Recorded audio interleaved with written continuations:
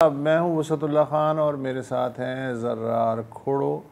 भारत में लाखों डॉक्टर पिछले 2 हफ्तों से शदीद गैज़ो ग़ज़ब में क्यों हैं?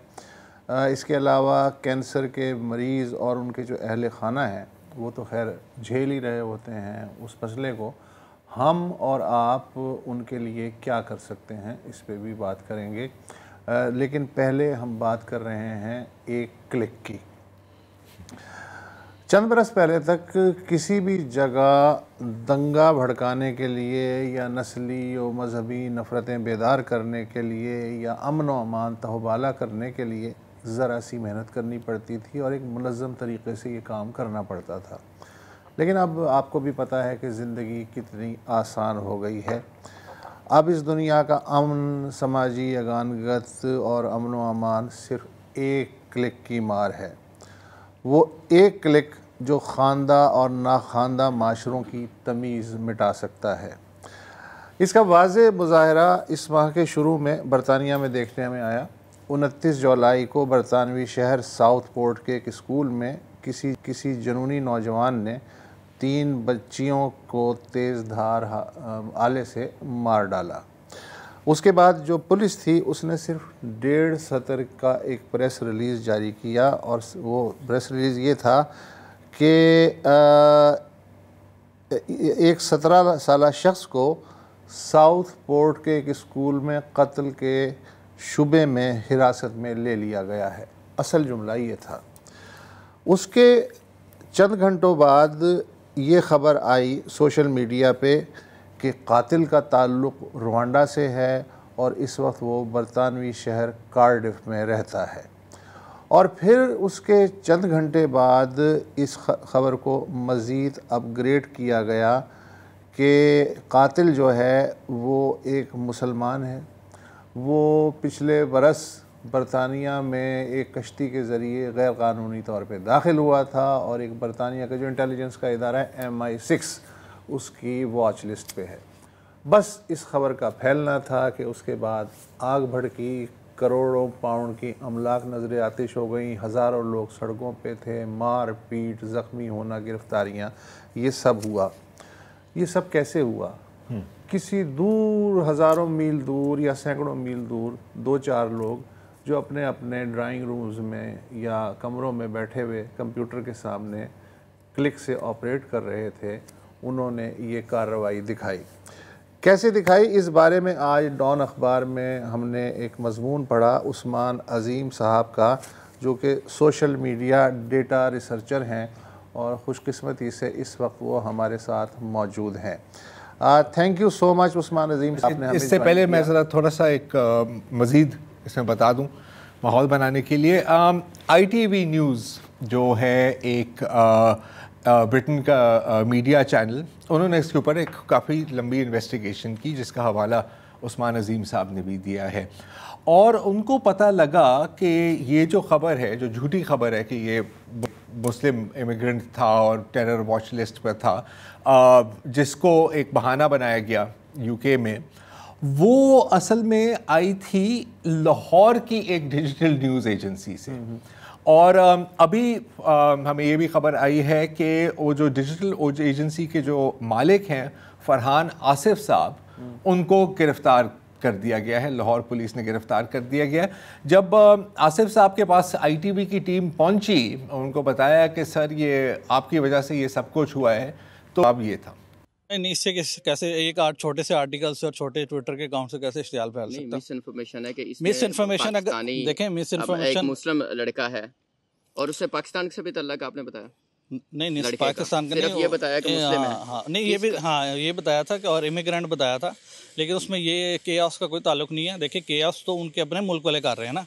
अगर वो डिसइन्फॉर्मेशन लेके उसको कहीं गलत इन्फॉर्मेशन, उसको आराम से टैकल करें, इतना शोर शराबा करने वाली क्या बात थी? पहले तो उनसे सवाल पूछा गया कि क्या आपने ये किया, तो उसने कहा कि जी हमने बिल्कुल ये छापी थी, हमारा काम है छापना। लेकिन एक ऐसी छोटी मोटी ख़बर से इतना बड़ा नुकसान कैसे हो सकता है? और असल में तो कसूरवार UK के अपने शहरी हैं जिन्होंने इस बात को मान लिया। अच्छा, लेकिन एक छोटी सी digital platform channel 3 now channel 13 now जो ये चला रहे थे फरहान साहब, इसका इतना बड़ा इम्पैक्ट कैसे हो सकता है? तो उस्मान अजीम साहब हमें ज्वाइन कर रहे हैं। उस्मान साहब ज़रा बताएं कि खबर यहाँ से छपी, आग यूके में लगी, ये कैसे हुआ है? थैंक यू सो मच, आपने मुझे इनवाइट किया इस प्रोग्राम में। जरा सा थोड़ा सा इस स्टोरी को समझने के लिए हमें पहले थोड़ा सा पीछे जाना पड़ेगा 29 अगस्त 2024 को, ताकि हम थोड़ा सा टाइमलाइन समझ सकें कि ये खबर एक्चुअली शुरू किस तरह हुई और ये फिर फैली किस तरह। 12 बजे जो है पुलिस को इत्तला मिलती है कि कुछ लड़कियां जो है उनके ऊपर एक हमला हुआ है साउथपोर्ट के शहर में, यूके में। 2 बजे उनकी जो लोकल पुलिस है एक स्टेटमेंट इशू करती है कि एक 17 साल का माइनर है जो इस हमले में मुलव्वस है। अब चूंकि यूके के कवानीन है प्राइवेसी के ऊपर, वो कहते हैं कि जी अगर 18 से कम उम्र की का कोई इन्वॉल्व हो इंडिविजुअल तो उसका नाम नहीं लिया जाता for privacy and security reasons. लेकिन चूंकि इधर साजिशी अनासर एग्जिस्ट करते हैं जिस तरह पाकिस्तान में भी एग्जिस्ट करते हैं, उन्होंने समझना ये शुरू कर दिया कि जी अगर पुलिस छुपा रही है किसी की शनाख्त को तो इसका यही मतलब है कि कुछ ना कुछ जो है दाल में कुछ काला है। तो 2 बजे जब पुलिस की स्टेटमेंट इशू होती है उसी वक्त जो है स्पेकुलेशन शुरू होती है। और मैंने एक ग्राफ शेयर किया है आपके प्रोड्यूसर के साथ जिसमें एक्चुअली नजर आ रहा है कि ट्विटर पे या सोशल मीडिया पे ट्रेंडिंग किस तरह शुरू हुई। 2 बजे जब हमला हुआ है और उसके पास जब स्टेटमेंट आई है, 2 बजे के बिल्कुल कुछ देर बाद साउथपोर्ट मुस्लिम का जो फ्रेज है वो ट्रेंड करना शुरू कर देता है, जिसका मतलब ये है कि लोगों ने खुद ब खुद सोचना शुरू कर दिया कि हाँ यार अगर इस किस्म का हमला है जिसमें लड़कियों पे हमला हुआ है और छुरियों के साथ हमला हुआ है तो ये तो मुसलमान ही होगा। हम ये कभी कभी भूल जाते हैं कि यूके के अंदर बहुत एक strong far right element exist करता है जो असल में बिलीव करता है कि जितने भी इलीगल इमिग्रेंट्स हैं, मुसलमान हैं, वो ये चीज फैला रहे हैं। तो ये 2 और 4 बजे के दरमियान ये स्पेकुलेशन शुरू होती है साउथपोर्ट मुस्लिम की। अभी उसके साथ साथ हम देखते हैं कि 5:49 PM पे हमले के तकरीबन कोई 3.5 घंटे बाद एक अकाउंट है बर्नाडेट स्पोफोर्ड का। जी ये स्पोफोर्ड जो है एक कपड़ों की कंपनी जो है वो चलाती है, माशाल्लाह बहुत एफ्लुएंट है, 15 लाख पाउंड के घर में रहती है। लेकिन उसके बावजूद जो कंजर्वेटिव इश्यूज हैं, मिसाल के तौर पे क्लाइमेट चेंज असली नहीं है, कोविड जो है वैसी एक वबा इन्होंने फैलाई हुई है, LGBT इश्यूज के ऊपर। आप समझिए जिस तरह पाकिस्तान में मालिया दी है उसी तरह यूके में जो है बर्नाडेट स्पोफोर्ड है। तो उन्होंने अपने अकाउंट पे लिखा कि जी अली अल शकाफी नाम के एक इंडिविजुअल है जो एक अजाइलम सीकर है, जिसको MI6 जो उनकी इंटेलिजेंस एजेंसी है वो वांटेड है एज ए टेररिस्ट। उन्होंने ये ट्वीट कर दिया कि जी ये खबर में आ रहा है और साथ उन्होंने फ्रेज डाल दिया इफ दिस इज ट्रू। अब जो बंदा सोशल मीडिया पे देखता है वो ये तो नहीं देखता ना इट इज ट्रू। आपने एक ट्वीट के अंदर कह दिया कि मुसलमान है, अजाइलम सीकर है और दहशतगर्द है जो MI6 जो है वांटेड लिस्ट पे था। अब ये था 5:49 PM के ऊपर। ये डेली मेल की एक इन्वेस्टिगेशन के मुताबिक ये सबसे पहली ट्वीट है जिसमें ये चीजें जो है मेंशन हुई जी। उसके ठीक 2 मिनट बाद 5:51 PM पे एक सूडो मीडिया आउटलेट है चैनल 3 नाउ के नाम से। अब चैनल 3 नाउ की भी बड़ी इंटरेस्टिंग हिस्ट्री है। चैनल 3 नाउ का किसी ने बैक ट्रैक जब किया था तो पता चला था कि 11 साल पहले रशियन टेलीविजन की कुछ रैली की वीडियो जो है वो दिखाता था, लेकिन किसी ने दरमियान में उसे हाईजैक कर दिया और फिर अब इस्तेमाल होता है ये प्योर क्लिक बेट खबरों के लिए, जिसमें सेलिब्रिटी गॉसिप आती है, जिसमें anti Muslim Islamophobic anti immigrant जो है कंटेंट आता है। तो बर्नाडेट की ट्वीट के ठीक 2 मिनट बाद ये चैटर सोशल मीडिया पे जब फैलना शुरू हो गया, चैनल 3 नाउ ने इसको अपने पेज पे रख दिया और इधर से यह खबर जो है इतनी ज्यादा स्प्रेड हुई कि फिर कुछ मेगा इन्फ्लुएंसर जिस तरह मिसाल के तौर पे एंड्रू टेट है, उन्होंने ये खबर फैला दी कि देखे जी ये तो अनडॉक्यूमेंटेड माइग्रेट है और इसकी वजह से जो है वेस्टर्न सिविलाइजेशन को जो है खौफ है। तो जो आपका फार राइट जो इंग्लिश डिफेंस लीग के लोग हैं, रिफॉर्म यूके के लोग हैं, उन्होंने इस चीज को इतना फैलाया कि बगैर किसी मालूमात के एक सिंपल ट्वीट में एक इतना मैसिव ट्रेंड क्रिएट कर दिया। और अगर आप टाइम देखें 6 बजे जो है ट्वीट आ जाती है, मैसेज आ जाता है नाइजल फराज का। नाइजल फराज जो है रिफॉर्म यूके के एक पॉलिटिशियन है, बहुत मशहूर। ब्रेक्जिट की जो कैंपेन है उसके पीछे नाइजल फराज का हाथ आता है, तो वो ज्यादातर एंटी इमिग्रेंट इस्लामोफोबिक जो है कंटेंट बहुत ज्यादा पेश करते।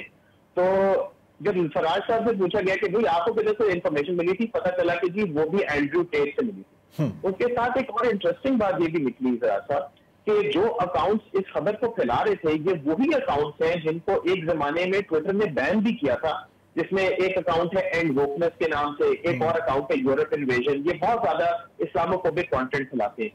ये अकाउंट्स जब इलॉन मस्क ने ट्विटर टेक ओवर किया था, उसने वापस वो अकाउंट रिस्टोर किए, और बल्कि मुझे ये भी पता चला है कि इलॉन मस्क ने रिस्पॉन्ड भी किया है इन कुछ ट्वीट के ऊपर जो टॉमी रॉबिन्सन के ऊपर है, साउथपोर्ट राइट्स के ऊपर है।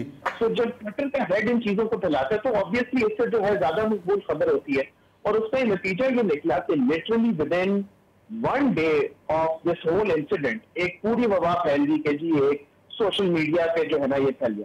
फिर किसी ने इन्वेस्टिगेशन किया कि जी ये चैनल 3 नाउ है क्या। पता ये चला कि चैनल 3 नाउ जो है वो मुख्तलिफ एडमिन से चलाया जाता है, जिसमें से एक एडमिन जो बड़ा क्रिटिकल है वो असल में लाहौर में पाया गया है, जो ITV की इन्वेस्टिगेशन में जो है इसका एक रेवलेशन निकाली है। तो वो गए उनके घर पे, माशाल्लाह बड़े अच्छे घर में रहते हैं लाहौर में, फरहान आसिफ साहब। तो उनसे थोड़ी सी पूछताछ की गई कि भाई आपको पता है स्टोरी का। तो फरहान आसिफ साहब भी जो है बड़े मासूम से हैं, मेरे ख्याल से उन्होंने कहा कि एक छोटे से आर्टिकल से किस तरह इश्तियाल पैदा हो सकती है।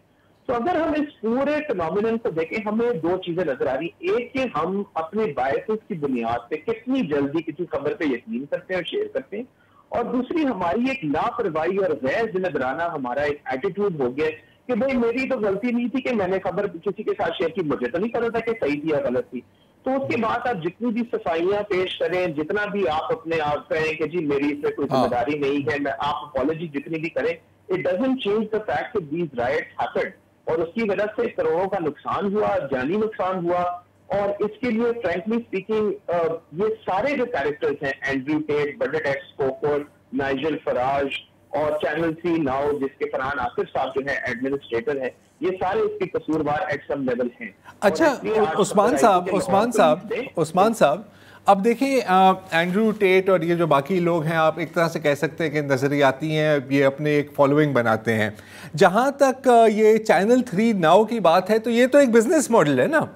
अब आजकल यही मसला बना हुआ है कि आप कोई भी एक छोटी सी एक सूडो मीडिया कंपनी खोल लें, और इससे पहले शायद इसने Fox 3 now and Fox 7 now भी बनाई हुई थी।